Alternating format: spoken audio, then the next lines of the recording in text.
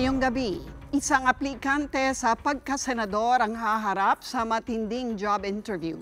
Ako si Luchi Cruz-Valdes at ang aplikante sa gabing ito ay si Alejano. Ipinanganak sa Sipalay City, Negros Occidental noong January 22, 1973. Nagtapos ng Bachelor of Science in Naval System Engineering sa Philippine Military Academy. Nang makatapos sa PMA noong 1995, naging miyembro ng Elite Marine Force Reconnaissance Battalion bilang Marine Sniper. Kumuha si Alejano ng Masters in Public Management sa University of the Philippines sa Diliman bago nagsilbing congressman ng dalawang magkasunod na termino mula taong 2013 hanggang kasalukuyan. Magandang gabi sa inyo, Congressman Gary Alejano. Magandang gabi po, Ma'am Luchi. Sa unang round ng ating tanungan, kayo po ay bubunot ng tanong dito sa aming munting fishbowl at babasahin ko. May 1 minuto kayo para sagutin at 30 seconds kung may follow-up. Okay. Unang tanong, magbigay ng 2 bill o panukala na ihahain mo sa pagsisimula ng 18th Congress kung ikaw ay manalo. Ang unang panukala na gusto kong ipasa ay ang pag-create ng distinct Department of Maritime and Oceanic Affairs. Dahil ang ating karagatan ay 6 to 7 times bigger sa ating kalupaan. Walang maliwanag na polisiya dito. That's the reason why nagkagulo-gulo tayo when it comes to policies covering our waters, including the West Philippine Sea and the Benham Rise. No? At ang mga ahensya ng gobyerno ay duplicating yung mga trabaho and overlapping. No? Pangalawa, ay balik pa rin ako dun sa salary standardization law. Because that is one of the anti-corruption measure na gustong isulong ng Magdalo din. We need to make our government people competitive as compared with the private sector. Kasi how can you invite the best of the brightest from the private sector kung wala kang Saan kukunin ng pondo? Mga ima-match ninyo, mga pribadong sektor, malaki-laki yun. Yes, kahit pa paano yung unang proposal nga natin, example, yung presidente noon from 120,000, mga 300 plus na ngayon, kahit 1 million lang naman. Imagine mo yung presidente, nag-handle ng trillions of pesos, para tayo nagbubulahan na 120,000 lang yung sweldo. Di yung mga senador, magkano? Kung ngayon ay 70 yata. Siguro 120, 130. Okay. Kahit aabot siya ng mga 500 to 600,000. Wow, laki nun. But the transparency and accountability should be strictly observed. Second question. Okay. Magbigay ng isang batas na kailangang amyendahan at bakit? Isang batas, sa tingin ko itong Local Government Code of 1991. Ito po ay naipasa noong 1991 and it is supposed to be reviewed every 5 years. But after 28 years, it has never been reviewed. Kaya nga, ito ngayon yung ingay na mag-shift tayo sa federal form of government. Ito muna ang tingnan natin. Have we succeeded in implementing this? A law which is designed to provide more local autonomy, a law that should have capacitated the local government units? Tingin ko hindi. Up to now, more than 90% of our LGUs are dependent on IRA, Internal Revenue Allotment. So we need to review that. If we need to make the pie bigger for the budget and make the slice bigger for the local government units, we should do that even without shifting to federal form of government. Nabanggit mo na rin yung federal. Where do you stand on the federalism? Sa ngayon, ang aking pananaw, hindi pa tayo handa dyan. No? Sabi ko nga, dapat i-review muna natin ang Local Government Code of 1991 dahil yung mga panukalang tanggalin yung political dynasty, mga panukalang i-reforma ang political party system, we can do that now even without shifting.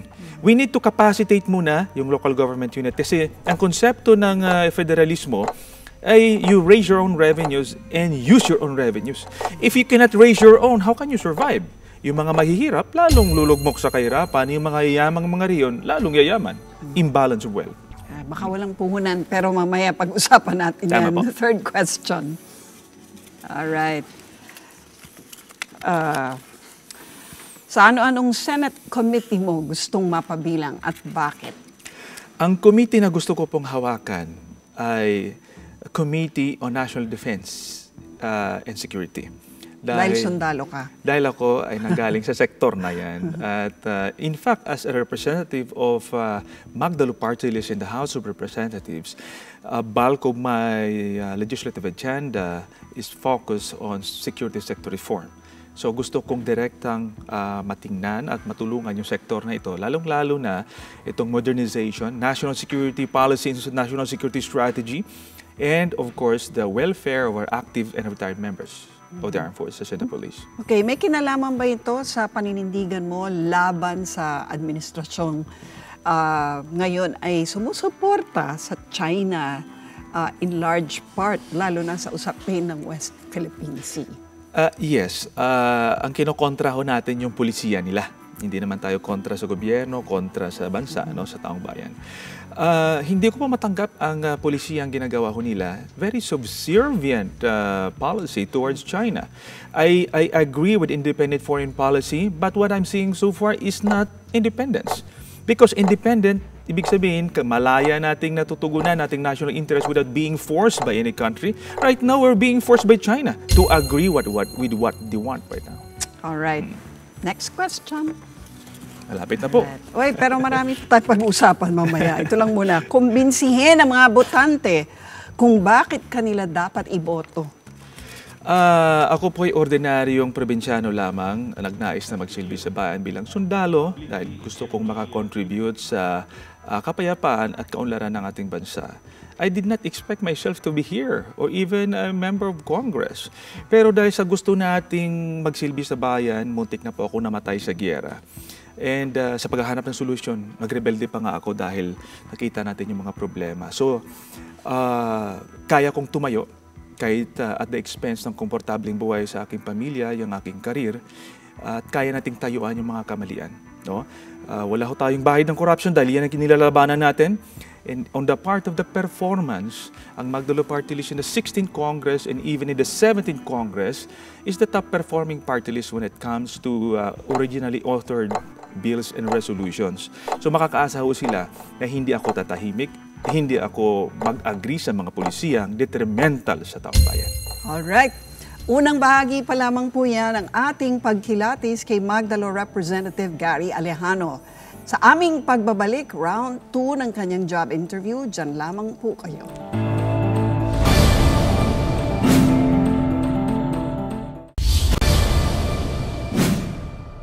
Nagbabalik po ang aplikante sa Senado at kasama pa rin po natin si Magdalo Representative Gary Alejano at sa round 2 ng usapan, syempre mga kontrobersya at mga issue, nangunguna na dyan ay yung pagka-vocal critic mo sa Pangulo, no? At sinasabi nga nila ikaw siguro ang papalit kay Senator Trillanes kung manalo ka sa Senado.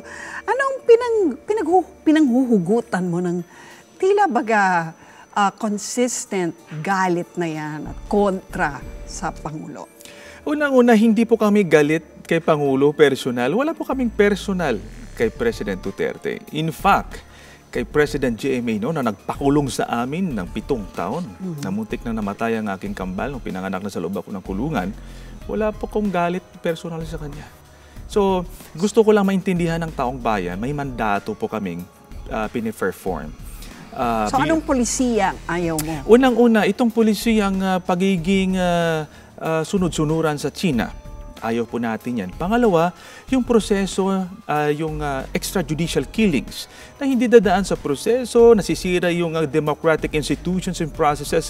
We're not killing the suspects. We are killing our democracy at in the long run, tayong lahat, pati hindi suspect, magiging biktima niyan. And of course, the values of Filipinos, yung integrity, yung identity ng Pilipino. Hindi dapat nasisira yan.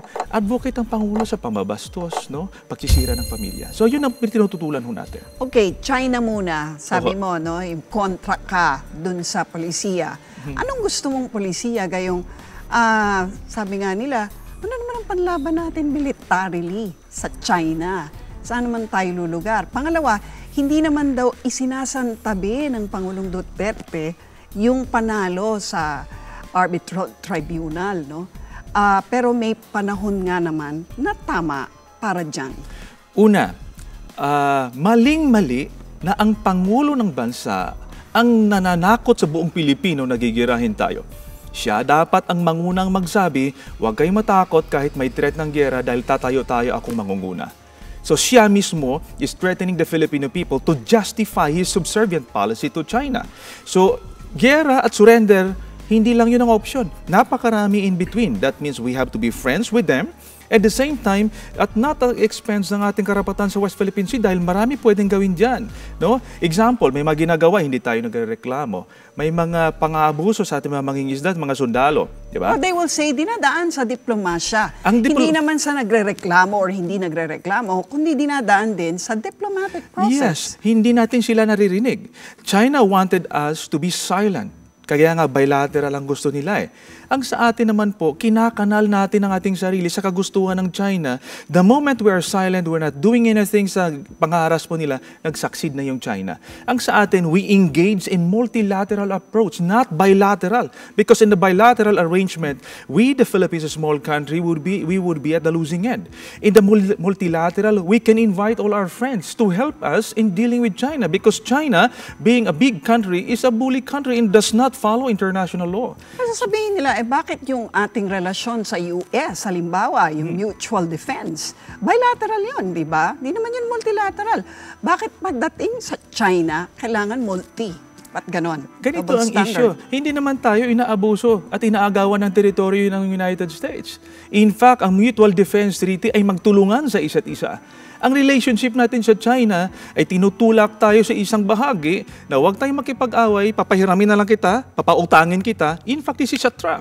And on the other hand, huwag kang maingay dito dahil ihaharas ka namin, bubombahin ka namin ng tubig. So, if you are an ordinary person, you would choose the lesser evil. But the moment you choose that, that is a trap because you cannot go back here on the other side. Sinasabi ng Pangulo, I will assert that much later on. I don't think you would be able to do that. The moment na malubog ka sa utang at mahawakan ka sa liig ng China, do you think you can still stand up? No.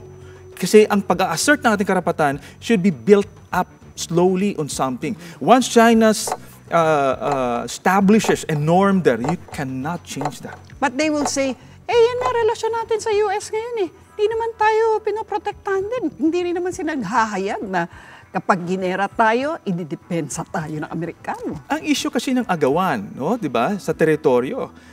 Ang United States, they have their own national interest. China, they have their own national interest. We have our own national interest. It's up to us how we pursue our own national interest.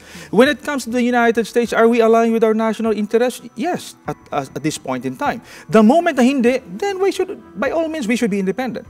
Sa China naman, anong national interest nila? If we allow them to make more steps in the West Philippine Sea, that's their right. Kasi nga, pursue nilang national interest. Ang tanong sa atin, pinupursu ba natin ang ating national interest?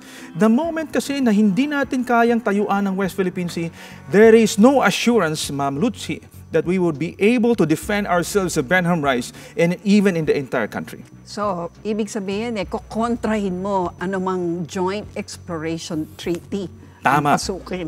Kasi sa akin dito, the fact that we recognize their stakes and their rights in our own waters without actually drilling the oil, panalo na sila kasi yun lang gusto nila. I-recognize sila sa ating sariling karagatan. Because wala namang assurance na magdi-drill tayo dyan. Assuming na mag-drill din tayo dyan, wala rin tayong control dyan. Sabihin nila after some time, hindi kayo sumusunod sa amin by some reason. Do you think mabubunot mo sila sa tubig natin? No. We cannot do that. Sa ibang issue naman, no, dun sa drug war, ito ay ginamit mo pa, no, bilang basihan para itulak ang impeachment. Tama po. Isa po siya sa basis. Oo. Ano ang, sa palagay mo, magiging paninindigan mo ngayon sa eleksyong ito, gayong napaka-popular ng Pangulong nais mong i-impeach? Ang popular kasi relative ho yan eh. For me, that is a perceived popularity. But I will give that to the President. For us, we have a mandate, and if we believe on something which is right, we will stand up regardless if we are a lonely voice in the field. So yun yung aming tinatayuan. Ngayon sa akin, I am with the President in eliminating illegal drugs in the country. But the manner by which he implements this war on drugs, ay hindi po ko sang-ayon. Pag pinayaan natin yan, ay ang sisirain po natin ang konsepto ng demokrasya sa ating bansa. At you will grant na medyo rumenda na sila, no? Kasi rumenda na po ang pagre-report dahil nga na-condition na yung utak ng mga taong bayan, nasanayan na sa patayan. Hindi dahil sa nakinig siya at from the start naman, sinasabi niya na hindi naman state-sanctioned yan. Pulis naman ang gumagawa niyan. Yan ay pambobola sa bagay ng Pangulo. Pag hindi state-sanctioned yan, pag nagkamali ang pulis mo right from the start, ay iyong kinokorek. At saka, bilang sundalo, alam nyo, pag merong desire ang leader, na magpaparinig lang yan, yun ang signal sa baba na yan ang gusto ng Pangulo gagawin ho natin. Okay, lagi mong sinasabi bilang sundalo. Anong pakiramdam mo ngayon na nakikita mo ang mga kapwa mo dating sundalo at kasama pa dun sa Oakwood Mutiny na nagsisilbi ngayon sa gobyerno ng Pangulong Duterte? Sa akin po, respetado ko po sila. Ang importante lang ay nagagalangan tayo sa isa't isa. Even right now, I am friends to some of the cabinet members of President Duterte. It does not mean that I am opposed to some of the policies. Kalaban ko na sila kaagad. No? Pag nagpuna ako sa Presidente, hindi ibig sabihin, kalaban ko yung buong armed forces. Hindi po. What about military officials now serving in government, in civilian functions? Well, ang sa akin, discretion ng Pangulo yan. Kung sino mang Pangulo na But kaupo dyan. do you agree? Kasi ang dami ngayon eh. Sa akin, walang problemang mag-serve ang isang retired military sa gobyerno. Pero wag naman yung buong bureaukrasya ay military na lang po. Ngayon, may mga ibang trabaho sa gobyerno na hindi naman talaga may expertise ang military dyan. That's the reason why na ang komento ko sa extension ng martial law, you cannot solve all the problems of this country by calling all the military So are you for or against it? I am against it. No? Because nagiging teacher ang sundalo, nagiging doktor ang sundalo, nagiging construction worker ang mga sundalo. Ibig sabihin yan, all other agencies of government who are supposed to perform their functions are not functioning. Kasi ginagawa na ng military. Overstretched na masyado ang military. So, governance issue ang nakikita ko dito. Allow the local government units, the local government officials to function properly para hindi ma-burden ng military na lahat na lang ginagawa niya, pati sa customs gusto ng military. So, I don't think it will work. Okay. Right now, realistically, meron ka pang isang term na pwede mong itakbo sa House. Bakit Senado? Ganito po, nung ako'y nagsundalo, nung ako ay nakulong dahil lumaban sa korupsyon sa gobyerno, at ito ay nagsilbi sa Kongreso, lagi kong iniisip, it's not about me. What I'm offering to the people is my desire to serve them. Ngayon, nasa taong bayan kung gusto nila kami o hindi. Kasi sila naman ang aming pagsisilbihan. If I will insist myself, in spite of the sentiments of the people, it could be already myself, no? So sa akin, gagawin ko yung tama, tatayuan ko yung tingin ko makakabuti sa bansa at sa taong bayan. At pag at the end of the day, sinabi ng taong bayan, you're done. It's enough. I will quietly retire with my family kasi I am a private person. Na-sacrifice ko ng aking pamilya. Yun ang gagawin ko. I will not insist. But as long as I have the mandate, makakaasa pong taong bayan, I will stand up for them. Alright. Hindi pa po tapos ang job interview ni Magdalo Representative Gary Alejano at sa aming pagbabalik, final round na po tayo. Ito po ang aplikante sa Senado. Alright.